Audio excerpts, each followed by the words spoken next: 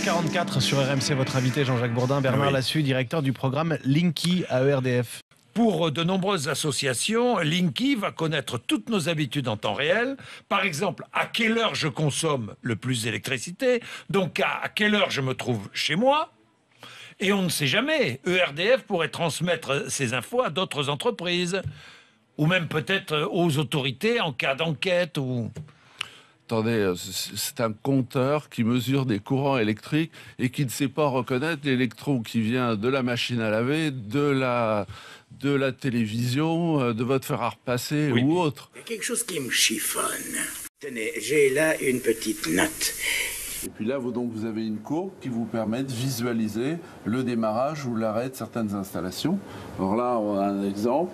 On a un lave-vaisselle qui tourne et puis un four qui, pour l'instant, fonctionne aussi. Je comprends pas très bien. Bien. Déjà, à l'école, quand on voulait que ça rentre, fallait me dire les choses lentement. L'outil s'appuie sur une technologie qui analyse les interférences électromagnétiques produites par les appareils électriques. L'utilisateur peut alors visualiser la consommation d'énergie de chaque appareil sur son smartphone et son ordinateur. Ce n'est qu'un compteur. Oui. Et donc, nous, on n'a aucun intérêt à aller surveiller la vie des uns et des autres. Les groupes énergétiques ne sont pas les seuls à être intéressés par ces précieuses données. Les fabricants de produits électroniques et les géants d'Internet, comme Google et Apple, sont eux aussi de la partie. Qu'est-ce que l'électroménager peut bien révéler sur ses utilisateurs ? L'informaticien Ulrich Greveler s'est spécialisé dans l'analyse des données sur la consommation d'énergie. Les appareils récents, qui communiquent les données en temps réel, sont une source d'informations à forte valeur ajoutée. La précision est telle que nous pouvons reconnaître toutes les configurations d'appareils. À partir de la variation de consommation que génère la luminosité d'un téléviseur, par exemple, nous pouvons même identifier quel film visionne le téléspectateur. Ainsi, les informations de consommation d'énergie transmises par les compteurs deviennent le miroir du mode de vie d'un foyer. De quoi intéresser les groupes énergétiques, mais également les entreprises commerciales, les commissions d'enquête et les cambrioleurs. Ce n'est qu'un compteur. Nous pouvons même identifier quel film visionne le téléspectateur. Voyons la convention entre ERDF et l'ADEME. Page 6. Le programme Linky a pour ambition de créer un standard mondial de l'industrie de comptage évolué. Pour y parvenir, ERDF a bâti un système évolutif utilisant des technologies de pointe, capable de gérer de très importants flux de données. Nous ne sommes encore qu'aux prémices de l'exploitation de toutes les potentialités de ce compteur, Big Data, usage domotique, objets connectés. L'installation des compteurs communicants bénéficiera à l'ensemble de la filière électrique. Le programme Linky est suivi de près par les acteurs majeurs du secteur de l'énergie, fournisseurs, distributeurs, producteurs, équipementiers, start-up.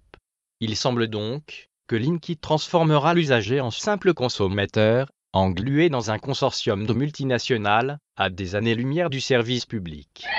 Ça ne coûte rien aux consommateurs. Ça ne coûte rien. On est prêt.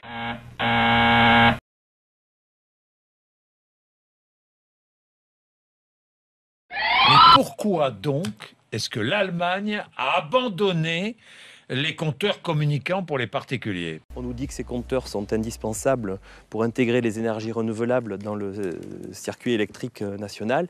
Or, l'Allemagne, qui fait 100 fois plus d'énergie renouvelable que la France, a renoncé à la généralisation de ces compteurs. Il y en aura très très peu, uniquement pour les très très gros consommateurs. Pourquoi ils ont renoncé? Ils ont renoncé parce que c'est totalement inutile, c'est un coût absolument extraordinaire pour des vertus inexistantes. On va pouvoir faire des économies. Il y a des études qui montrent qu'on peut aller jusqu'à 25% de gains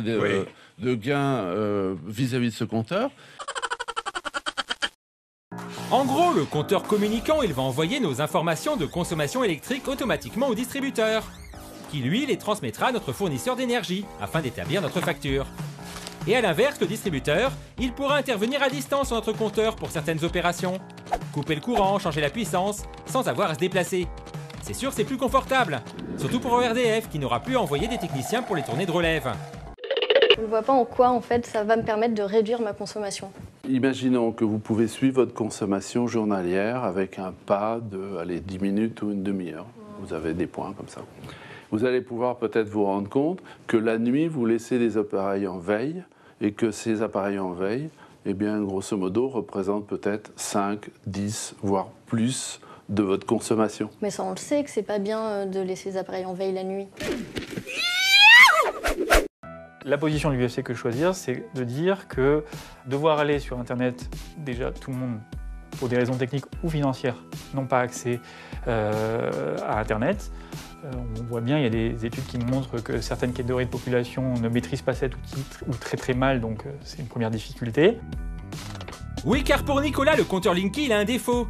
Il n'affiche ni la consommation en instantané, ni son équivalent en euros dans la maison. Et ça, il trouve ça ballot. Côté fournisseur, pour l'instant, il n'y a pas foule concernant les nouvelles offres. Seulement 2 ont sorti des abonnements réservés aux clients qui possèdent un compteur Linky. Alors des offres innovantes avec des économies à la clé? Bah faut voir. Est-ce que pour l'instant, ces offres, elles sont moins chères? Alors, tout dépend, j'ai envie de dire, de votre type, de votre profil de consommation. Il faut bien voir que pour l'essentiel de ces offres-là, enfin du moins là, pour l'instant il n'y en a que 2, les prix de l'électricité sont comparables à celles aux offres classiques. Par contre, ce qu'on voit, c'est que par exemple, les abonnements sont plus élevés. Un abonnement plus cher alors qu'on est censé faire des économies, ça part mal, non? Chacun d'entre nous va y passer. Hein. Et voilà.